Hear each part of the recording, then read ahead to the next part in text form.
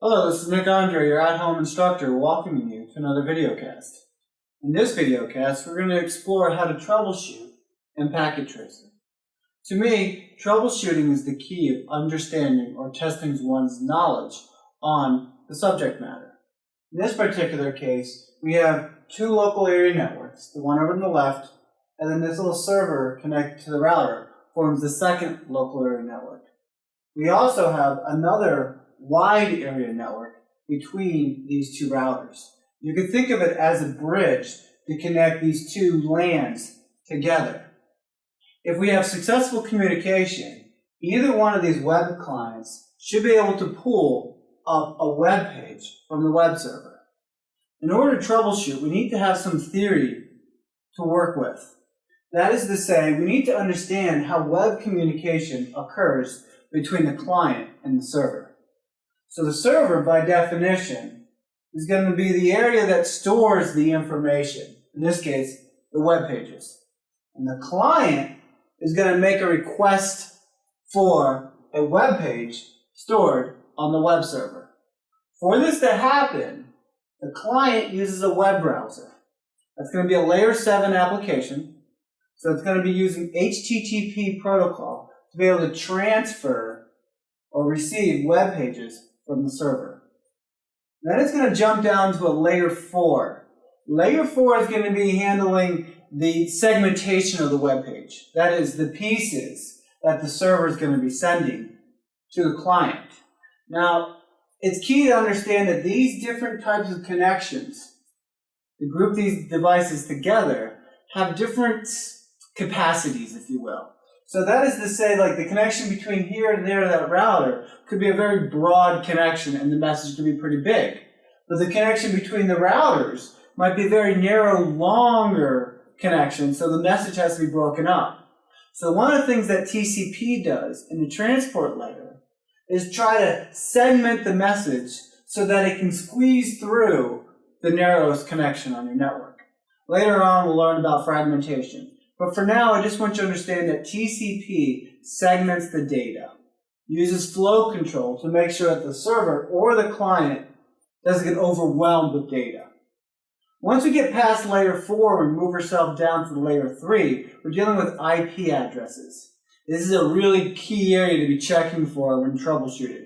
Making sure things belong to the same logical network, making sure the right addresses are assigned to the right devices. So I'm giving you a big hint before we begin into this. When it comes to troubleshooting, most of the problems are at layer 3. We also have to deal with layer 2, the physical address stuff. Even though we can't assign physical addresses for now, our switches handle physical addresses. So occasionally there might be an ARP problem going on, or the ARP table hasn't been developed. So we can use tools like ARP to troubleshoot physical to logical addressing. But for most of the time, it's layer 3. Layer 1 could be an issue. In fact, I'd like to begin with the layer 1 troubleshooting. Let's take a look over here on this first LAN. Web client 2 connecting to the switch. I see a bunch of red dots. To me, that's layer 1. That's layer 1 troubleshooting. Before I even look at anything else on my network, I've got to scratch my head and say, what's going on between the client and the switch? Why aren't they pretty green lights like the rest of them? Remember, green means go. So when I see red lights, the communication process has stopped. So in the layer 1, I'm wondering if there's something wrong with my interface card.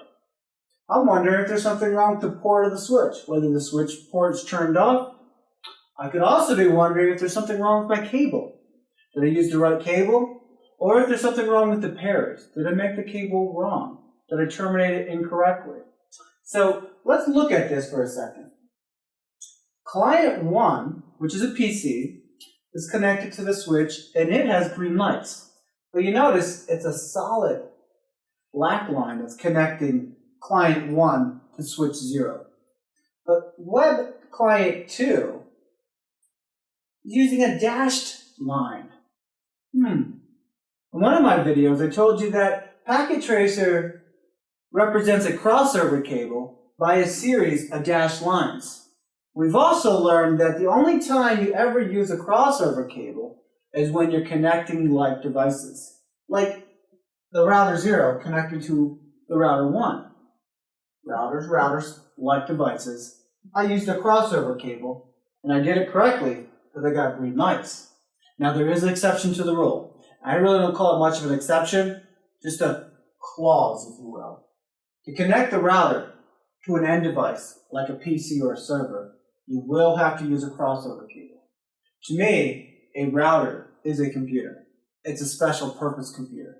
Since this is a computer and that's a computer, they're like devices, so you have to connect them with a crossover cable. However, you do not have to connect the client to a switch with a crossover cable. To get rid of that cable, I'm going to click on one of the red dots. When I do that, I have the cable dangled to my cursor.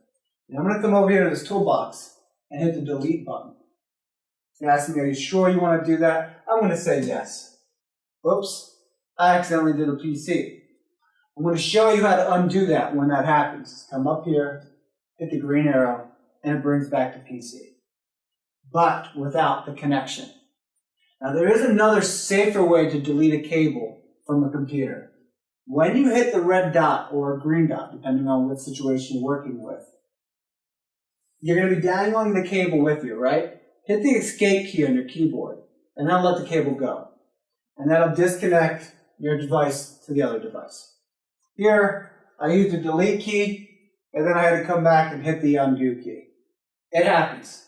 So the undo key is up here. It's the green arrow curving to the left, the counterclockwise arrow, if you will. All right, so let's get the layer 1 troubleshooting down. Connecting the client to the switch. I should be using a straight through cable like I did for the client 1. So I'm going to go down here to lightning bolt. I'm going to click on the thick black solid line. I'm going to go up here to web client 2, click on it once. I'm going to choose fast Ethernet 0, excuse me. And I'm going to go up to the switch and click on that. Now I'm going to choose fast Ethernet 2. Now, we learned in a previous video we can always fast forward time until we get some green lights. And like I did, just come down here, click on the fast forward button, and now I got some green lights. Green is good, green means go. I'm happy with that. So layer 1 troubleshooting seems to be down. I got green lines all through this. Now in the real world, you would go to the device and see if there is a green light or an orange light, some kind of indicator letting you know that the cable's plugged in and it's working. Now you can do it at the switch, or you can also do it at the client. There should be flashing lights if they're communicating. As you can see, I'll get some flashing lights here once in a while. All right, let's go to layer 2. Layer 2 troubleshooting. Layer 2 troubleshooting is all about the physical addressing, and it deals with switch stuff. Since this course doesn't really dive into switches and VLANs and the signing of physical addresses, we're not going to bother with layer 2. So that's a little sweat off your brow. What about layer 3? Layer 3 addressing, it deals with logical addressing. So we're dealing with IP addressing for this particular network. Now I know that to be the case because I can take my cursor and hover over one of my end devices, and a box is going to appear. And I see underneav the address column the type of address that I'm using, 192.168.1.1. That's telling me this is a v4 addressing, IPv4, because I have 4 octets. 4 octets, 32 bits. More on that later. So now let me hover off of that. And I'm back to my logical topology. The best way to troubleshoot layer 3 stuff is by using 2 commands, ipconfig and the ping command. Remember, we want to get from the client to the web server. We're not going to use the simulation. The idea of learning this stuff using packet tracers is to be able to apply it in the real world. So I'm not going to be able to see the messages flow from switch to router to router to server. No. The only way I'm going to be able to test this is to make sure they can communicate with each other using the ping command. Let's quickly do that. Before I go into the clients, I need to develop their addresses. So I'm going to click on client 1. And then I'm going to come over here to the command prompt. By the way, if you don't have this on your screen, don't forget you got to come up here to the desktop tab. Click on the desktop tab, then the command prompt icon should appear. Go ahead and click on that. Now the command I'm going to use is going to be ipconfig. And then I'm going to hit enter. Oops. Now remember, I only care about 3 lines. The IP address, the subnet mask, and now I care about the default gateway. So I'm going to make a mental note. If you're doing this at home, grab your note paper, do your notebook, and write this information down. Web client 1 has an IP address of 192.168.1.1. Also include in your notes the subnet mask of 255.255.0.0. And while you're at it, write the gateway of 192.168.1.254. Remember, the gateway is a device used for packets to leave or to come into our network. They're like your front door in your house. Separate your house from the public and the public from your house. All right? So, now that you have recorded that information, I'm going to close out of this window and then the dialog box. I'm going to go over to the client, web client number 2. I'm going to click on the desktop tab, and then I'm going to click on the command prompt and type in the same command, ipconfig. Whoops, I'm going to try that again. Likewise, I only care about these 3 lines, the IP address, the subnet mask, and the gateway. So right next to the other area, write web client 2 on your notebook, and then write IP address of 192.168.1.2. Underneath that, write subnet mask of 255.255.255.0 and the default gateway of 0.0.0.0. Now, if you're singing along, some red flags should come up. First red flag is going to be the subnet mask. See, the web client number 1 had a subnet mask of 255.255.0.0. This one has 255.255.255.0.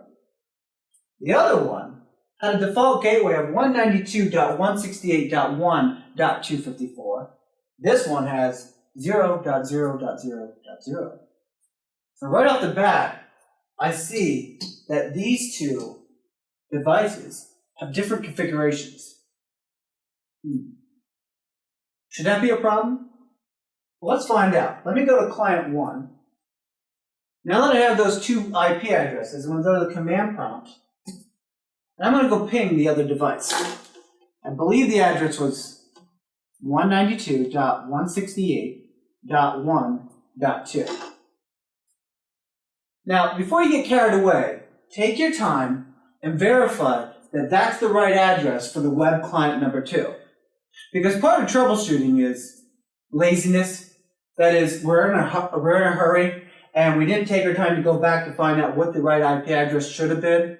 And so we thought it was this one. It turns out we had the wrong IP address to begin with. And you spent days ripping things apart when it was just a user mistake.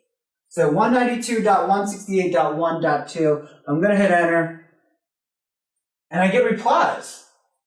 Well, that's interesting. Even though we have a different subnet mask, I'm getting replies. Let's close out of that. Let me go back to web client number 2. And I'm going to try flipping the relationship. I'm going to go to the command prompt, and now I'm going to ping 192.168.1.1.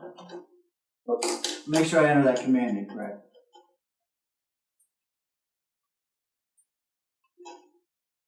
So it looks like the web clients are communicating with each other, even though they don't have the same configuration or similar configurations. So, I wonder why that subnet mask didn't seem to make a difference. What's the next step? So we got some of the data. We know that these 2 are able to communicate with each other because I went to the device, pinged the other person's address, and I get replies. Well, in order for this message to get to here, it's got to go through there. Unfortunately, this is a special device. It doesn't have the same operating system as these devices. So the commands used to find out the IP address for that router is more of a typing exercise, a little bit more elaborate to get to. So I'm going to show you a shortcut in Packet Tracer, which I really wish we could do in the real world. In order to do that, I need to identify what interface this side of the router is being used to connect to that LAN.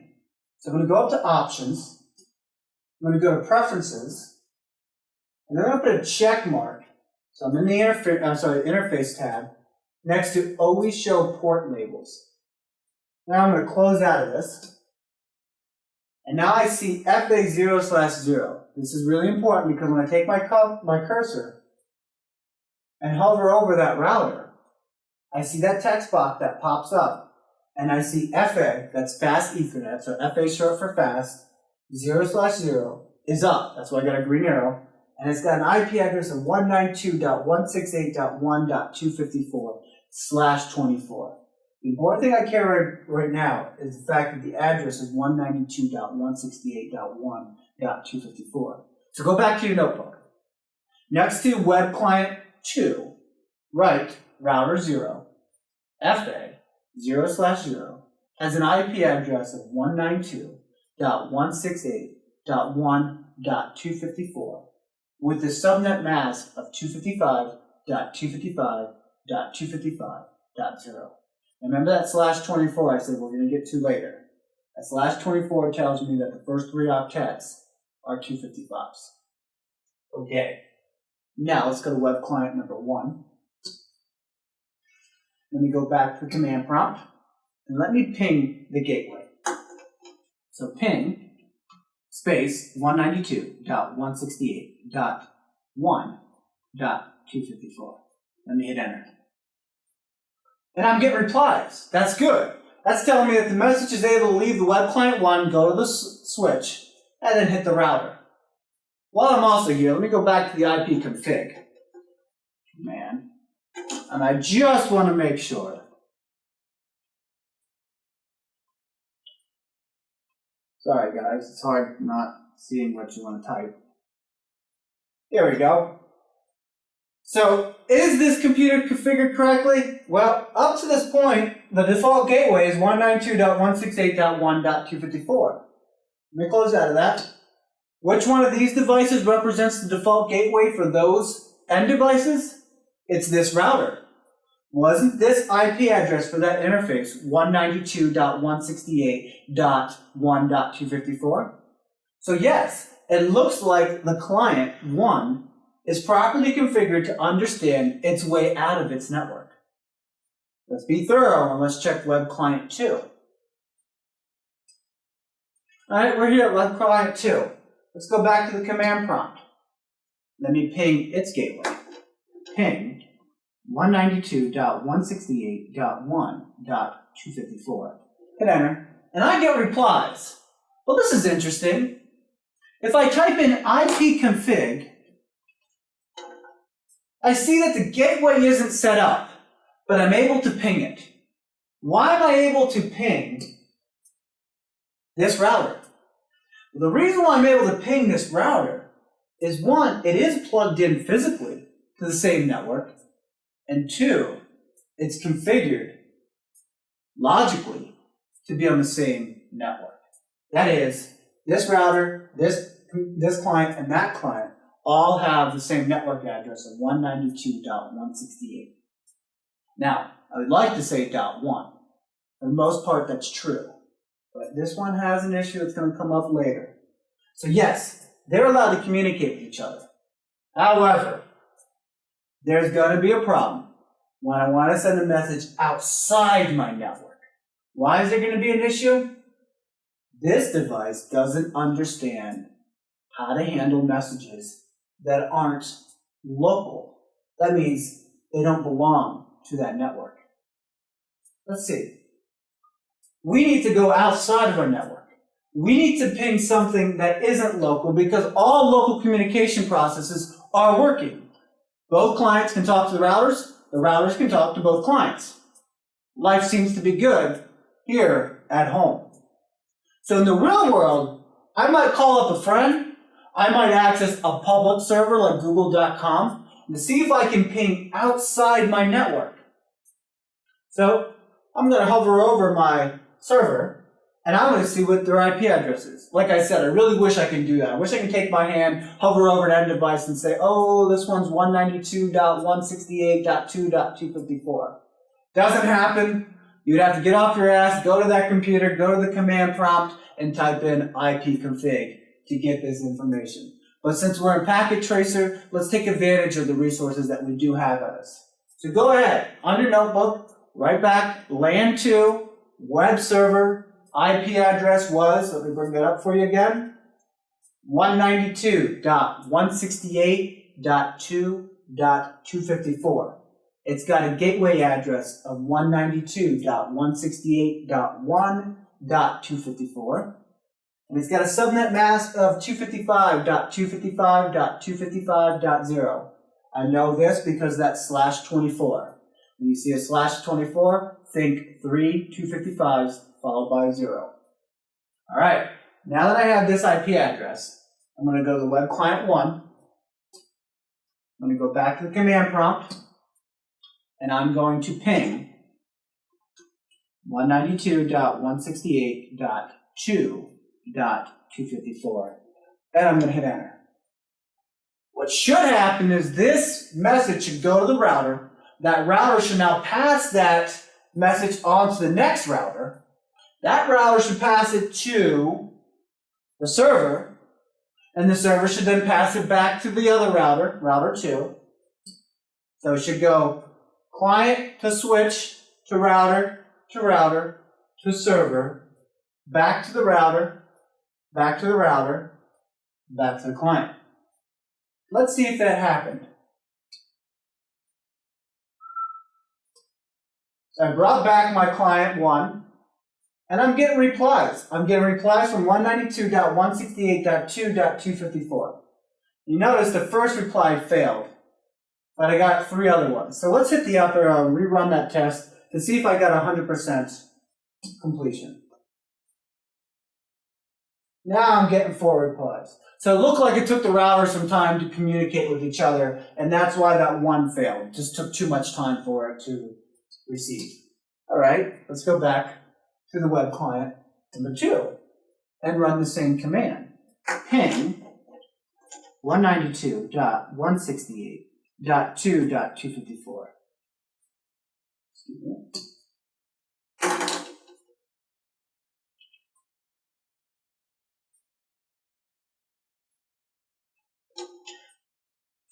Now, we noticed the last time it took a while for it to happen and we dropped the first packet. So request timed out, sort of anticipating it's first time to communicate it with the server. However, second time, getting a little concerned here. 3 times, I guess that one wasn't a charm. So what am I going to do? Well, now I need to go back to my settings to see what's wrong. Client 1 was able to communicate with the web server, but client 2 was not. Remember that ipconfig command that I told you about? The gateway isn't set up. If the gateway isn't set up, this PC or end device has nowhere to send the messages to. It does know that the message is going outside of its network. How does it know that? Because the network address of the server is 192.168.2. The network address for web client number 2 is 192.168.1. How do I know the network address is that for the client? Because underneath those octets are those 255s. Those 255s tells me what part of the IP address is the network address and what part is the host. So just by that, this has a different last name than me. It's outside the family. It's outside the network. If it's outside the network, go see the router first. If it doesn't have the router set up properly, it's not going to go see the router. So let me close out of this command prompt. Now let me click on the IP configuration tool. And now let me go to the default gateway. What am I going to put in here? Let me minimize this. Am I going to put the IP address of the web server? Am I going to put the IP address of the router 1? Or the IP address of router 0? And if it's the IP address of router 0, which one should I use? FA0/0 or FA0/1. Which side of the router is plugged into the web client number 2? The FA0/0 is the side of the router that I want. So I want that IP address. Let me hover over router 0. So I want the 192.168.1.254 address. All right? Let me bring back web client number 2. In the default gateway box, I'm going to type in 192.168.1.254. Let me close out of this. Let me go back to the command prompt, and let me see if I can ping the web server now. So I'm going to hit the up arrow, ping 192.168.2.254. Let me hit enter, and I'm getting replies. So part of layer 3 troubleshooting is to make sure that I have the right default gateway set up. I'm getting the same replies, let me close out of that, that the web client 1 got. So I can assume that the message left the PC, went to the switch, went to router 0, traveled across that pathway, went to R1, router 1, then to the web server. The web server sets it back, and away it went. That was just pinging. But remember, we're dealing with web. My user should be able to use a web browser to get to this web server. So let's open up client 1. We're at the desktop tab. Let's click on the web browser icon. And in the URL, I'm going to type in a domain name, the domain name of that server, which is going to be www.web.com. Let me hit enter. Wow, seems like everything's working. Let's close out of this. Let's close out of this dialog box. Let's go to web client number 2. Let's go to the web browser. Let's go back to that URL, and let's type in www.web.com and click go. And just like the one up above, this one seems to be working too. Let me close out of this, and let me close out of that, and it looks like we have successful communication. Folks, I'm here to tell you we've got to be careful about using emulated software that's supposed to model the real world. It looks like we have a couple of shortcomings with Packet Tracer. This is something you're going to find out later. When I click on Web Client, and I click on the command prompt, and I type in ipconfig, this is the difference of knowing something, understanding the theory, I should say, than just simply following along. The first problem I see is the subnet mask is wrong. In a real network, that would cause an issue. This subnet mask should be 255.255.255.0. That is, it should be the same subnet mask as my other PC. All the devices on the same network should have the same subnet mask. So that's problem number 1. Problem number 2, let me go back to the web client. Let me hit the command prompt. Let me type in ipconfig. Oops, let me try that again. Problem number 2 is in this ipconfig command, I should be seeing my DNS address. But let me close out of that. And let me look it up over here using ipconfig. My DNS is 192.168.2.254. I'm happy about that. Let me close out of that. Let me close out of that. Let me go back to the web client number 1. Let me go back to the IP configuration, and I see my DNS server as being 192.168.2.254. When I run this command, ipconfig, I would expect, like I do in the real world, the DNS server address to appear in there. So it does give me the gist of the knowledge. But when I want complete, total troubleshooting, I should also have the DNS server address information. Because the way DNS works is it takes the domain name and maps it to an IP address. If I don't have a DNS server's address, I don't have a telephone book. That is, I don't have a way of converting a name into a number. So I should expect the DNS server address to appear here. It doesn't. If you're using DOS or even a terminal in iOS 10, it will show you your DNS server information. So in Packet Tracer, I had to get that information here under the IP address. All right, problem number 3 that I saw in Packet Tracer that I'm not too thrilled about is when I look at this web server and I go to the IP configuration box,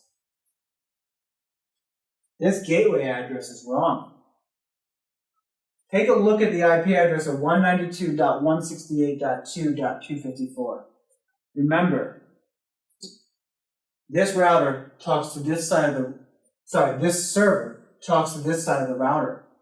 Let me hover over and give you the IP address of 0/1. The IP address of 0/1 is 192.168.2.1. It is not 1.254. So there's a flaw in Packet Tracer.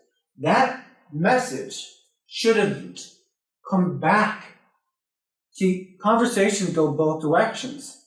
That is, the message leaves here, comes to the server, and it comes back. This server is not set up correctly. That message should fail because the IP address of 192.168.1.254 isn't on this side of the router. In fact, it's over here. In order to get over here, you got to go through here. So one thing I like to do is if you can put your finger on something and you want to be able to communicate to another device, your finger should not be able to pick up. That is, in order for me to get from here to there, I got to go through this wire, to this device, to this device, to this switch, down to here. What's happening is, I'm going from here to there, and that doesn't work. I have to go through this device. So I'm a little upset that this particular version of Packet Tracer has a very sort of silly flaw in it. Part of learning networks is to be able to troubleshoot it. And part of learning this curriculum is to use Packet Tracer like you would in the real world. So you should be able to come over here on the server and see that, oh, that's the wrong gateway address. What should the gateway address be? Let me hover over. Gateway address should be 2.1. Let me go back there, change this to be .2.1, and then let me close out of this, and that should be able to communicate with this router and back again. So I'm really upset that Cisco dropped the ball here on this Packet Tracer because you should be able to trust in Packet Tracer that what you've learned in the book should apply here. So I'm warning you now, Packet Tracer does have flaws, and this is a serious flaw. When I pinged here to there, it should have failed. When I pinged from here to there, it should have failed. It should have made it to this router and to that server, but it should have made its way back. So I'm really disappointed that it did. Let's go back to the client, web client number 1. Let's go back to the IP configuration. Let's fix the subnet mask. The subnet mask should be 255.255.255.0. What about the DNS server having a different IP address than a gateway? It's quite possible that your DNS server can exist outside your network. So that is kosher. Having a 192.168.2.254 as an IP address for your DNS. What doesn't, or what is not kosher, is having a gateway that's outside your network. Because remember, That gateway is a way out of your house. Another way of looking at that is building a house without any doors to get into it. Doesn't make any sense. So you build yourself in, now you can't leave your home. So in order to get outside, you have to have a door. You have to have a gateway. And that gateway has to be reached. You can't just put a door on the second floor and not have stairs getting to the second floor. So you need to make sure that the IP address of your gateway is a local IP address. In other words, it uses the same logical network address as your other devices. Since I'm using 3 255s, the first 3 octets of my IP address need to be the same. Let's check that. 192.168.1. Good. 192.168.1. Great. Next thing we need to check is no 2 devices on my network have the same IP address. Web client number 1 has an address of .1. The gateway has an address of .254. Let me close out of that. Then go back to web client 2. Then we click on IP config. 192.168.1. That makes me happy. Those 3 devices have the same network address. .2, a unique address. Happy. Subnet mask, the same subnet mask. 255.255.255.0. Thrilled. Default gateway, is it this device, and is it on the right side of that device? Hover over that device. 192.168.1.254. Great, I'm happy. This network is now properly configured. Let me go back there and check to see what the DNS server is. 192.168.2.254. So it looks like these 2 clients are using the same DNS server. Do they have to? No. Part of troubleshooting when you get to the application layer is probably trying a different DNS server, like using the open DNS server to see if that one's working and not your ISP's DNS. So, local area network 1 is in good shape. I know it's in good shape because I'm trusting the rules of IP, the Internet Protocol, I should say. Let me go back over here. Let me click on the web server. Let me click on IP configuration. The IP address is 192.168.2.254. Can we see that IP address somewhere? Yeah, that was the DNS address for my web clients. All right, so what you're telling me is that this server is not only a web server, but it's also a DNS server. And it's quite possible. Our computers are becoming powerful enough that they can have multiple services running on one machine. So I'm all right with that. Interesting. It's using its own IP address back for its own DNS server. So it's just saying to myself, self, how do I get to this domain name? That's all legitimate. Subnet mask, 255.255.255.0. Does that have to be the same subnet mask as the other local area network over here? No. It's just by chance that they are. What about the 192.168.2.1? Is that the right gateway address? Well, to verify that, I gotta look for the FA0/1's IP address of that router.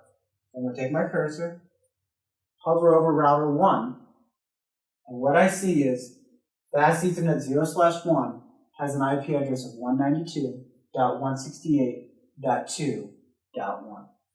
So, this local area network is properly configured. As far as we're concerned, this area here is configured. That's beyond the scope of what we want to accomplish with local area network troubleshooting. So we're keeping our troubleshooting simple. We start off with internal, and we work our way up to our destination. I like to start with layer 1 to make sure that all my physical connections are correct. The right wires, they're configured correctly or terminated correctly. They're plugged into the right ports, the ports are turned on. I skip over layer 2 because once again that's beyond the scope of this course. I'll go into layer 3 troubleshooting. The way I do layer 3 troubleshooting is by using 2 commands, ipconfig and ping. Eventually you'll learn another command called traceroute. But for now, I'm just using that, and when I do it, I ping myself, I ping my neighbor, then I ping my gateway. I stop each step of the way when I come across a hurdle or a request timed out, and I try to narrow it down.